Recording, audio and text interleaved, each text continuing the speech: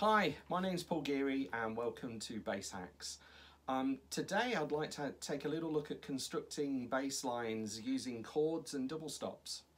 For me, the most important thing is the hook in any bass line.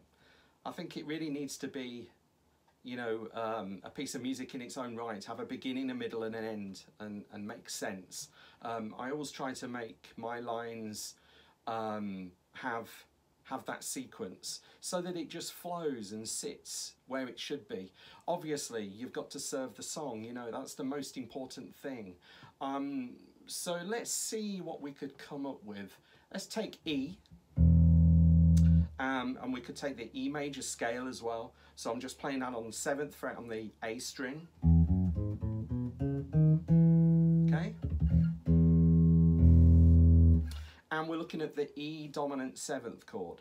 So that's E, major 3rd G sharp, perfect 5th B, and the minor 7, because it's a dominant chord, is D. We're going to use some other intervals as well within that major scale. We're going to use the major 6, okay?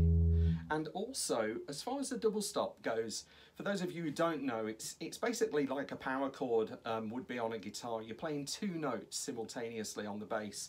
I'll show you how I do that. If we take, for instance, C sharp and G, and then we raise that a semitone so that we're playing D and G sharp, and play the notes together. So I'm using my first finger and second finger to pluck the notes at the same time. It's really important you get the right velocity so that the notes actually come out and you can hear both of them roughly at the same volume, like this. Then if we slide it up a semitone, okay, put a low E in there as well. Cool.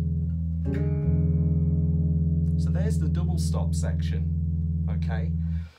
We'll have the pulse and the groove all based around E. Really keep it simple. It's so not about speed. It's just about groove and pocket. Just really getting to settle into a groove and also have a really nice tone as well on your bass. To construct a really just a solid bass line. So let's have a look at how we could put the chord together with the low E, okay. If I have a pulse of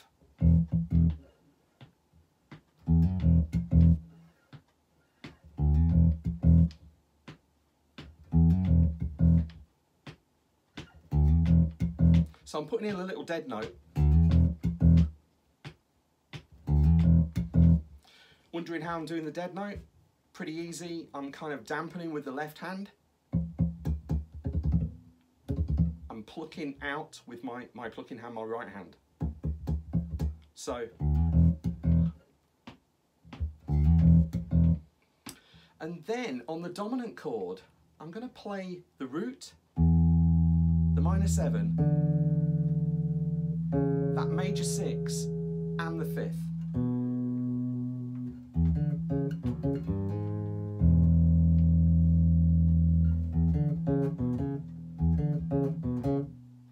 Okay, so that's all based around just an E dominant 7th chord. But if we're holding the chord tones on, root, minor 7, 6, and 5th, sounds like this.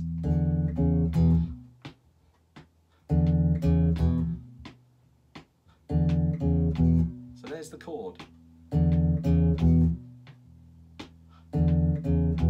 Double stop. So those are the fundamental elements of the groove, okay, that we're using today. So if I put a click on, see what you think. It's at 90 BPM, for those of you interested. I would probably go a little bit slower. Again, as I said in the beginning, it's so not about speed, it's just about groove, okay? So if we go for the pulse, 2, 3, 4.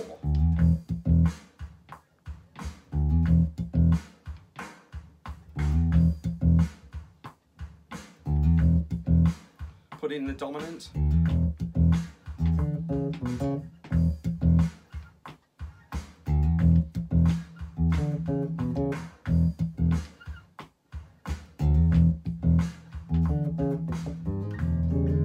There's the double stop.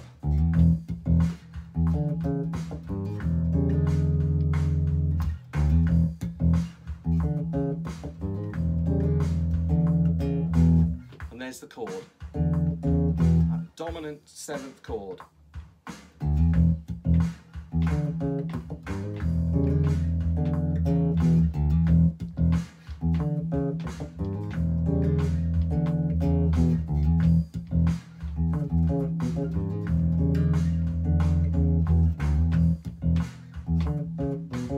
Just needs finishing off now. So what I was thinking is that we could do a 10th interval from G, and then up to 11th on the A, resolving. Nice. Check it out.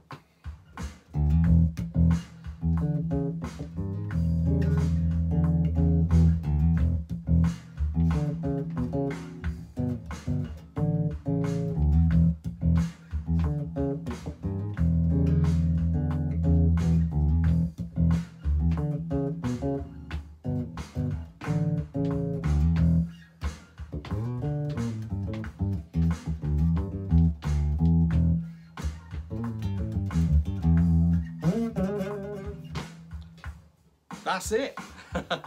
Let me just stop that. Yeah, so yeah, it's about having something that sits well in the pocket for whatever line. That was just a bluesy, funky line. It could be a number of things.